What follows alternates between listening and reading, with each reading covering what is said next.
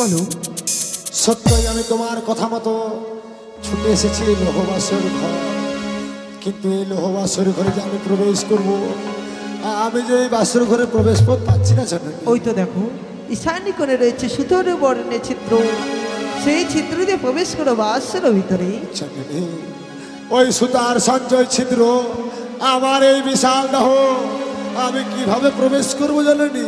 আমার নাম 3টি বার স্মরণ করো, তোমার বিশাল দেহ সুতোর বর্ণে পরিণত হবে। বেশ, তবে আমি আর বিলম্ব না করে এই মুহূর্তে মায়ের নাম স্মরণ করে আমি এই লোহবাসর ঘরে প্রবেশ করব।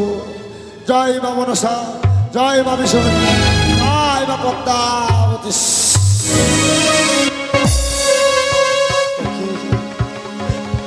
কি আমি দেখছি নয়নে, বাসরে প্রবেশ করে দেখি যেন তারা যেন কত সুন্দর স্বর্ণ মালঙ্কে নিদ্রায় রয়েছে ঠাকুর। ওরে রাখায় চেয়ে দেখ বাবা, চেয়ে দেখ এই বাসরে যে কালিয়া নাগিনী প্রবেশ করেছে রে। আমি তোকে দংশন করতে এসেছি লখা, তুই একটু বার আমার ডাকে সাড়া দে, একটু বার সাড়া দে। ও বাচ্চা মরে যাগ, বাচ্চা মরে যা করে।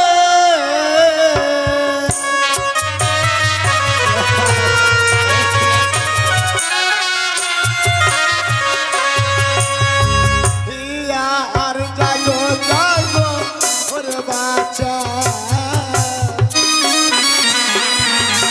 বাচ্চা নয়ন মিলে যা, তোমার অঙ্গে দিয়ে বাচ্চা কেমনে দাঁড়াই।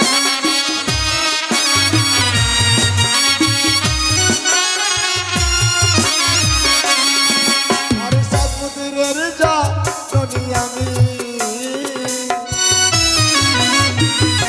বাচ্চা ত্রিভুবনে থাকি, অঙ্গে দিয়ে বাচ্চা কেমনে দাঁড়াই।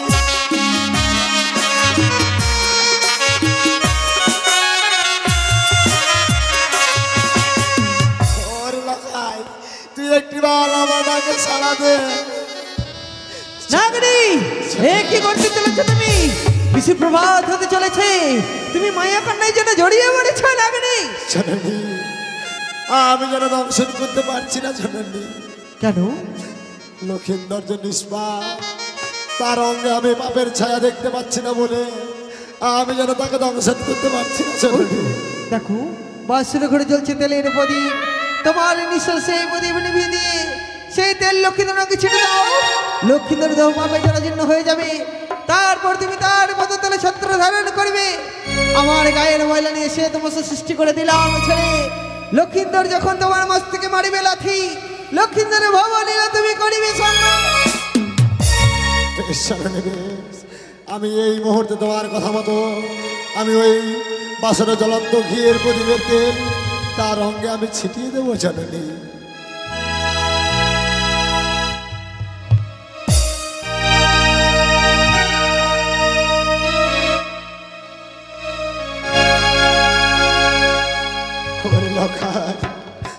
আমি তোকে জোড়হাত করছি বাবা, ভুলেও তুই আমার মস্তকে পদাঘাত করিস না রে, না হলে যে তোকে আমি ক্ষমা করতে পারবো না লখায়, ক্ষমা করতে পারবো না রে।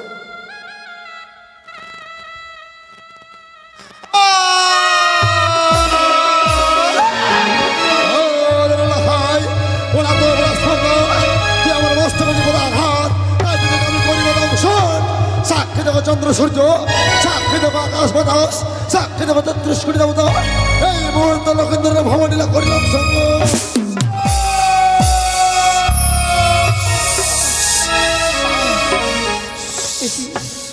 একে যেন আমার বাবাই রক্ত বেরোচ্ছে, কি প্রবেশ করেছে আমার বাসর ঘরে, কিছু যেন আমায় দংশন করলো। একই নাগিনী, এই বাসর ঘরে প্রবেশ করে তুমি আমায় দংশন করলে কেন নাগিনী? আমায় ক্ষমা করে দিস লখাই। নাগিনী, আমি মাতৃ আদেশ পালন করার জন্য এই বাসরে তোকে আমি দংশন করেছি। নাগিনী, মাতৃ আদেশ পালন করবার জন্য তুমি বাসর ঘরে প্রবেশ করে আমায় দংশন করলে নাগিনী। আমি তোমায় অভিশাপ করছি নাগিনী, যতক্ষণ পর্যন্ত আমার অর্ধাঙ্গিনী প্রিয় জাগ্রত না হবে ততক্ষণ পর্যন্ত তুমি থাকবে বাসর ঘরের ভেতরে অভিশাপ করলে। না লখাই না, ওই বেহুলা বাড়ি জাগ্রত হলে যে আমায় মেরে ফেলবে রে। তোমায় মারবে না নাগিনী, শুধু তাকে সাক্ষী দেবে যে তুমি আমায় দংশন করেছ। বেশ লখাই। বলি বেহুলা, ওগো প্রিয়ে, একটিবার ওঠো প্রিয়ে, ওঠো। ওকে দেখো প্রিয়ে, পদ্মার কাল নাগিনী আমায় দংশন করেছে প্রিয়ে। এই বাসর ঘরে নাগিনী যেন পালাতে পারছে না বেহুলা।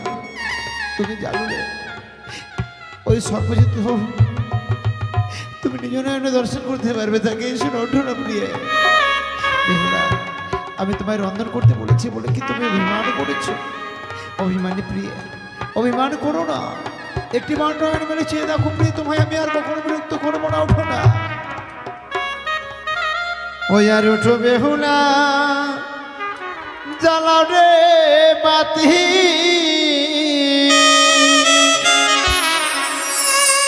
এনে দাও গো প্রিয় মনে ওষুধ পাতি। ওষুধ খেলে প্রিয় যদি বাঁচে প্রাণ গো, ওষুধ খেলে প্রিয় যদি বাঁচে প্রাণ গো।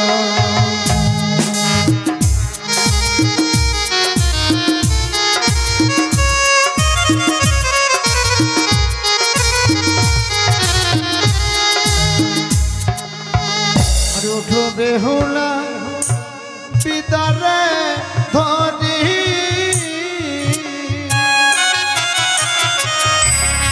এনে যাব প্রেম ওষুধ ভরি।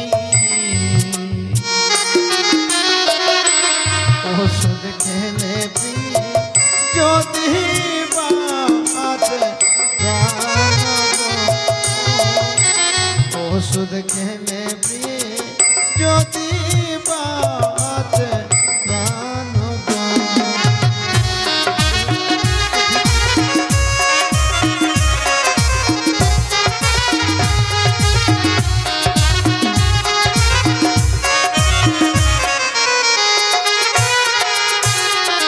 তোমার বাবা বাড়ির গেলা, শীতল পাটি প্রিয় গো দানে পেলা, সেই পাটিতে লেখা পতার কালে নাগিনীর নাম, সেই পাটিতে লেখা পতার কালে নাগিনীর নাম।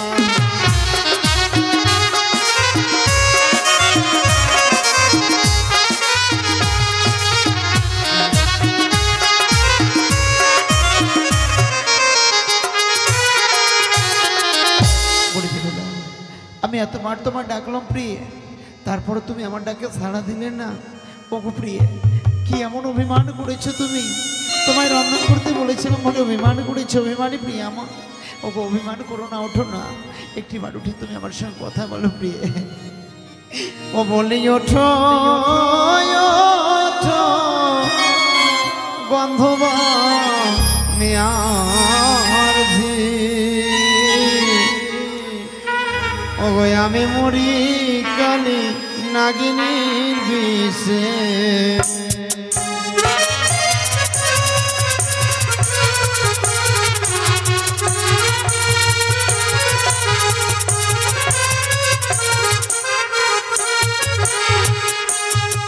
ওগো তানু হইতে বিষ আমার কি গো হাতু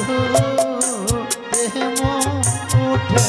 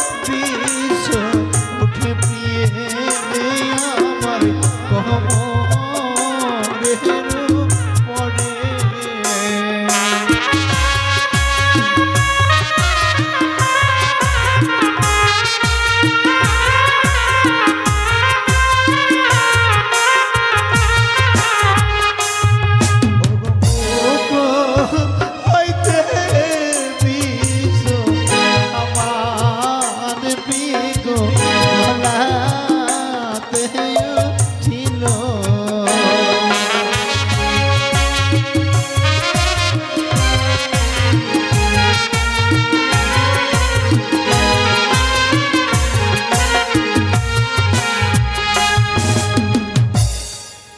বেহুলা, এই বছর ঘরে তুমি আমার সঙ্গে কথা বললেন না প্রিয়ে।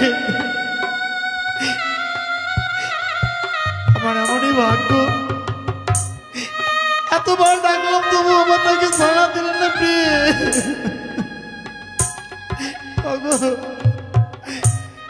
আমি আর তোমায় ডাকতে পারবো না প্রিয়ে। অন্ধকারে মিরাচ্ছন্ন আমাদের এই সুন্দর বাসর ঘর। আজ এই বাসর ঘর ত্যাগ করে আমি চলে যাচ্ছি প্রিয়ে। আমার যেন পায়ের মাঠে দূরে সরে যাচ্ছে, কে যেন আমায় অদূর থেকে ডাকছে প্রিয়ে। আজ যেন আমি সহ্য করতে পারছি না, অন্ধকার হয়ে যাচ্ছে, আমার চক্ষু যেন বন্ধ হয়ে যায়। না না,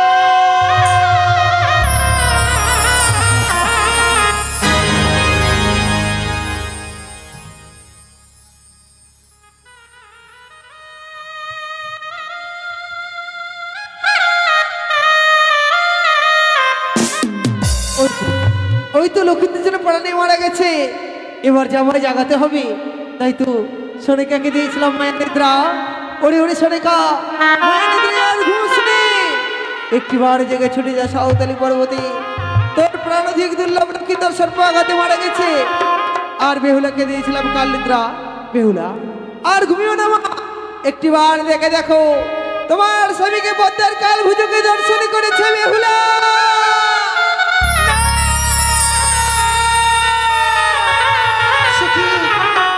স্বপ্ন দেখলাম আমি ঠাকুর, এই বাসর ঘরে আমার স্বামীকে যেন ওই পদ্মার কালিয়ানাগিনী ধ্বংসন করেছি। না না না, সে কি করে হয়? এই যে নিশ্চিদ্র লোহ বাসর ঘরে, এই বাসর ঘরে কখনো সর্প প্রবেশ করতে পারে না। না না না, আমার স্বামীকে যে আমি খুঁজে পাচ্ছি না এই বাসর ঘরে। এই মুহূর্তে আমি এই বাসরের বাতিকে জ্বালাবো।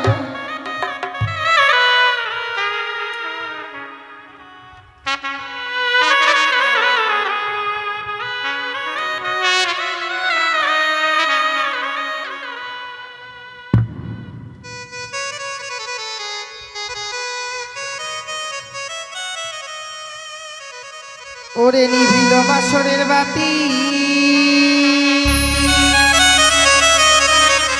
কে নিভায়ে দিল ও, ওরে মানিক রতনে বাতি আমার, কে হরিয়ারে নিল বাতি।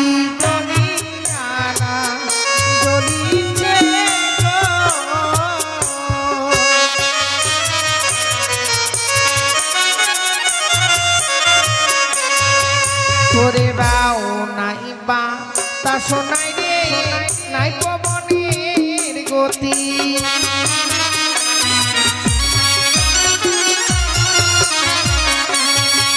তবে কেমনে নিভিল আমার মানিক রতন বাতি।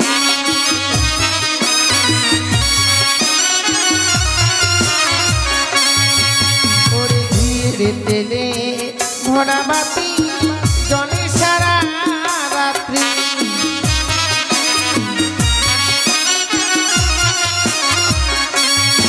তবে কেমনে নিভিল আমার মানিক রতন বাতি।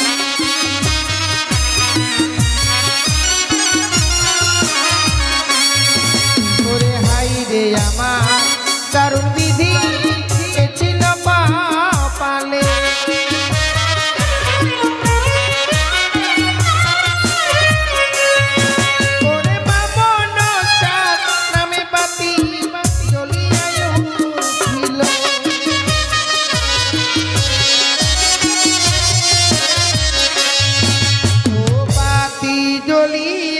যে জ্বলিল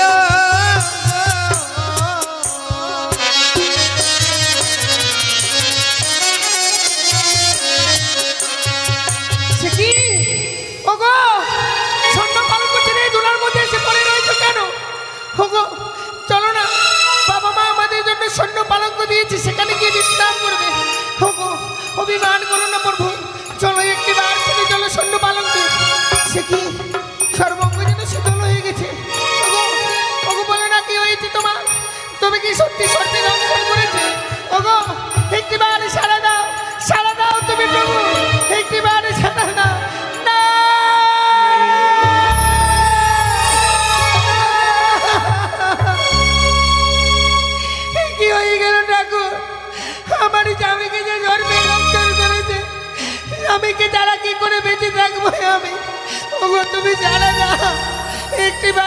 না তুমি জানো না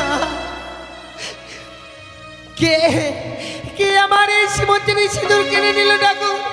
কার আমি এত বড় গতি করেছিলাম গো? আমার এই সীমন্তিনী সিঁদুর কিনে নিল এই বাচ্চার ঘরে কে?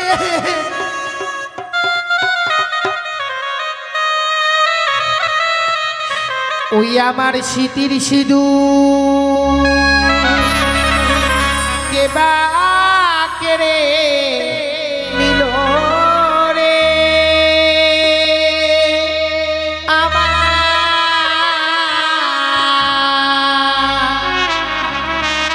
বিধবা সাজালে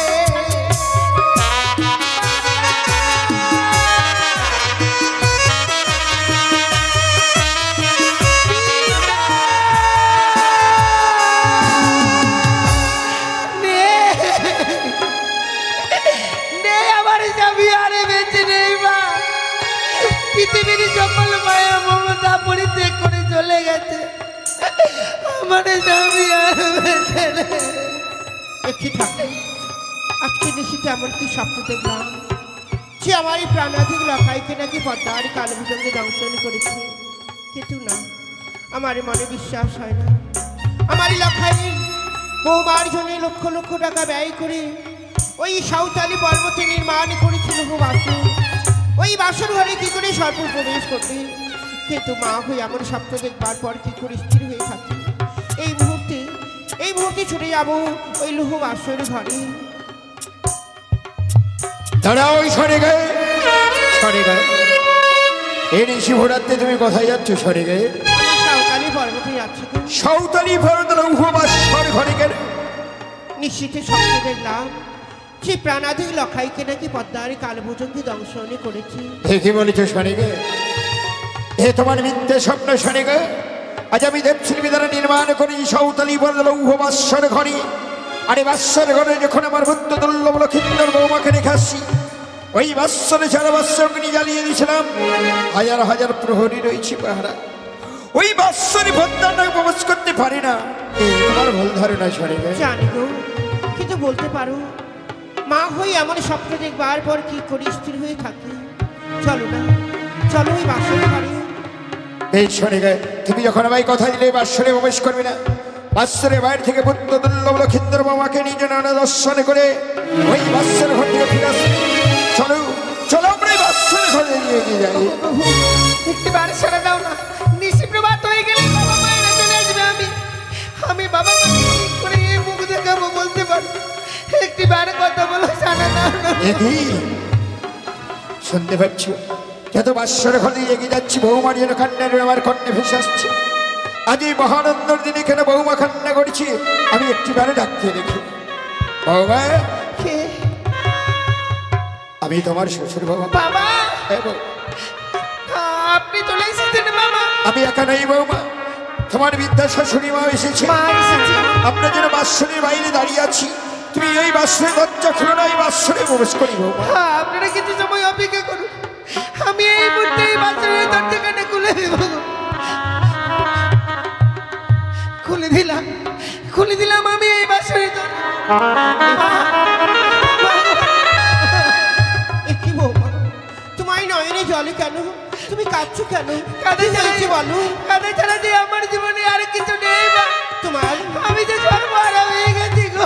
তোমার এই কথার ভাষাতে বুঝতে পারছি না। আপনি আমার ভাষা বুঝতে পারছেন না? তাহলে আসুন একটি বার প্রবেশ করুন এই বাসের ঘরে, দেখুন না মা।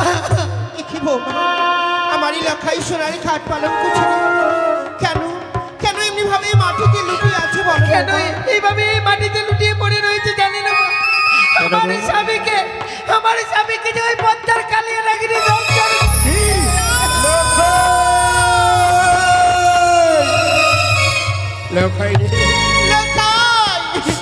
একটি বাড়ি দীপিতা বলে না,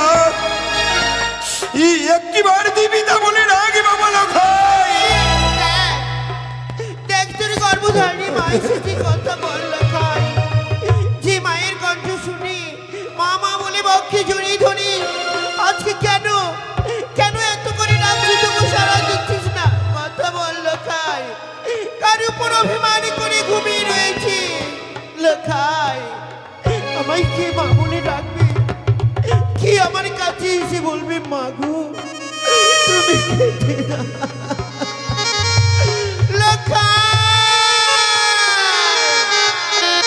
এই হতভাগী মাকে সবাই চলে গেলি, আমি কি মানাকির কাঙালিনী হয়ে গেলাম লখাই রে।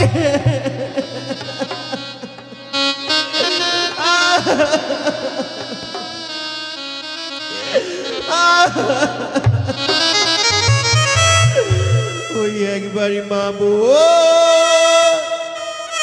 লিয়া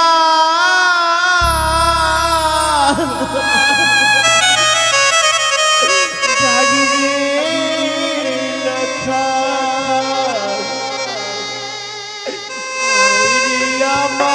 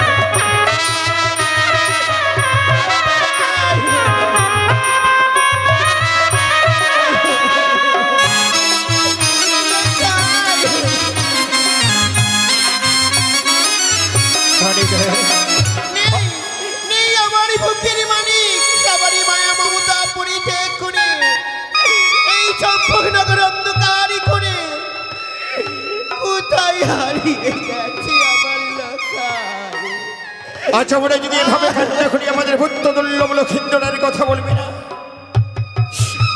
হয়তো ইচ্ছা মনে করি হয়তো আড়াল থেকে অট্ট হাসি আসবে, তুমি আর খেত না শোনে। ওগো তুমি আমার কি কথা শুনবে?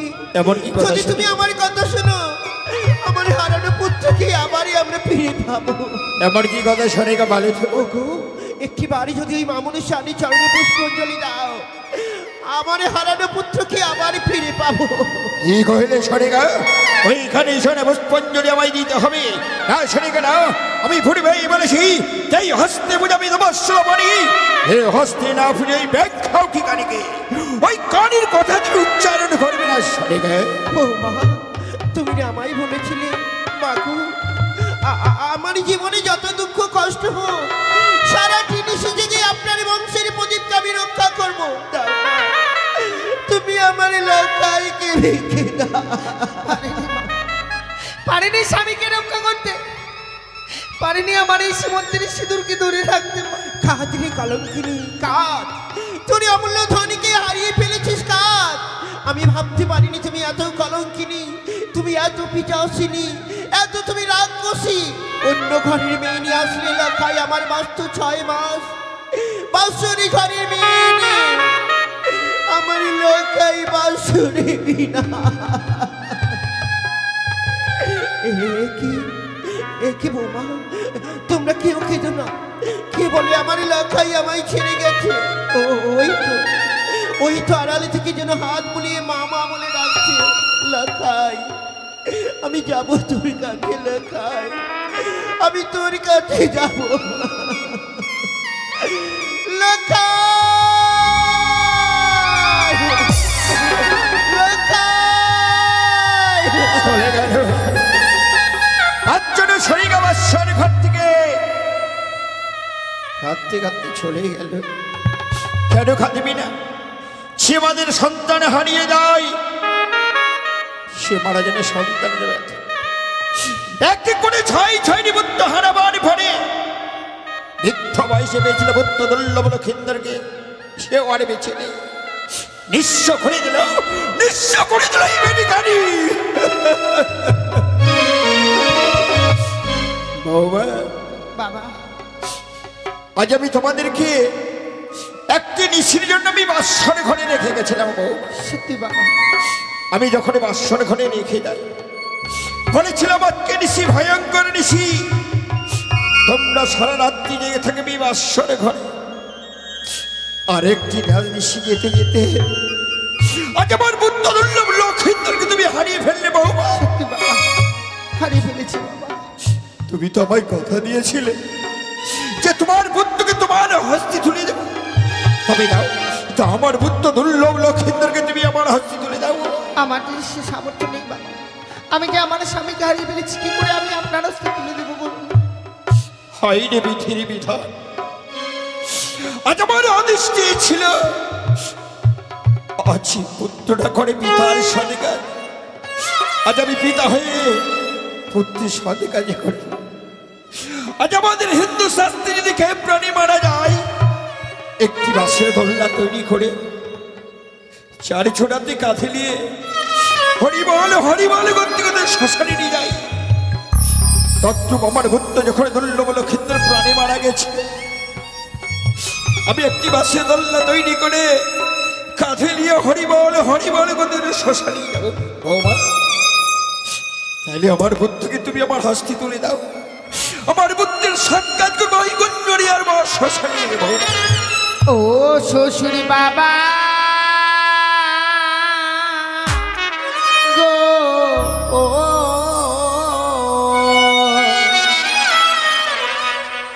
আমার স্বামীকে না পুরা